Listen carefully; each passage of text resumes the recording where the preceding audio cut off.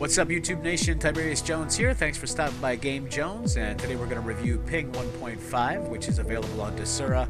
If you're not familiar with Desura, it's another digital delivery platform similar to Steam. They are trying to get this game greenlighted on Steam, and apparently they're getting close to that, so hopefully in the future this will be available on Steam, but for now, if you don't have Desura, check it out. There's some nice things about Desura individually that I like anyway, so even if for some reason you don't like this game, I would still check out Desura for its other titles.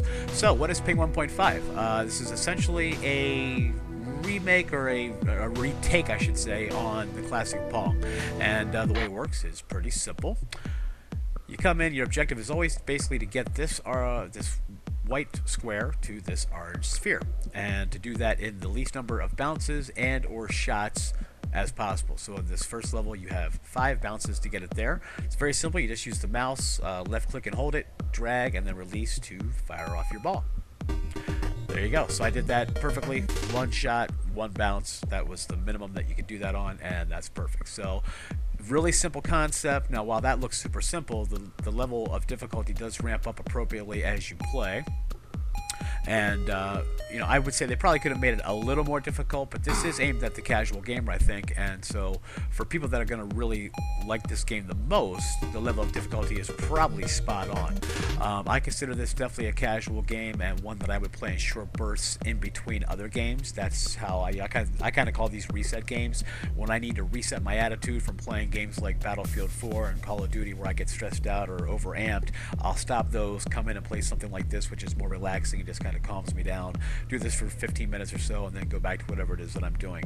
It's also nice for when I'm working. It's the kind of game that I might stop in for a similar reason, just to kind of decompress for a little bit. The graphics style is very, it's kind of contagious. It grows on you after a while. At first, when I came into the game, I was not very impressed with the graphics, but the more you play, you start to notice little details that you don't notice right away. Like in this one, it's got these squares bouncing. In other levels, you'll notice other things in the background that are happening, and so you start to notice those details, and you become more impressed with the graphics the more that you play the game. One of my things that I don't like, and it's a little tiny pet peeve that hopefully if the developer is watching this game, he will take note of, is I wish that after each level when you completed it, that your mouse would just default to being over the continue box down here, but instead what happens is the mouse pointer ends up over here on the left, and I have to go over and hit continue. To me, that's just a, you know, I know it's a small thing, but still, for a fast-moving game like this, I want to be able to just click continue, move on to the next level, and let's just, you know, keep the action rolling. It's a small thing, but again, I think it would add a little bit to the fast-moving nature of the game anyway. The music is also fine. It's not my kind of music, but it's not overly distracting either. Some people will find it really nice. Some people may find it annoying. That's going to be totally on a personal preference level. It is pretty trance-like, so again, it's not distracting. The music I can either give or take, or I can take it or leave it. Either way. Let me see what else. There's 108 levels to the game total. There's 12 boss levels as well, and I'm going to play up here to the first boss, and I'll show you what that looks like, assuming I play well enough to get there in a fast amount of time, which should be difficult. And here's the first boss. Okay, so the objective with the first boss is to knock this guy 20 times in under 75 total bounces. So same thing, drag and release. We'll see if I'm able to get this on one take. Now the funny thing is the first time I played this game, I popped in here and I did this. I let my ball go. I ended up killing the boss on the 75th bounce, literally. So it took me all 75 bounces on my first try, but I got it on the first try. So I was like, yeah, man, woohoo, 75. Yeah, celebrating mediocrity, I think that's what that is. But anyway, so my overall impressions of Ping 1.5 is, certainly for casual gamers, this is going to be a really fun game for a lot of people. I like it in short bursts.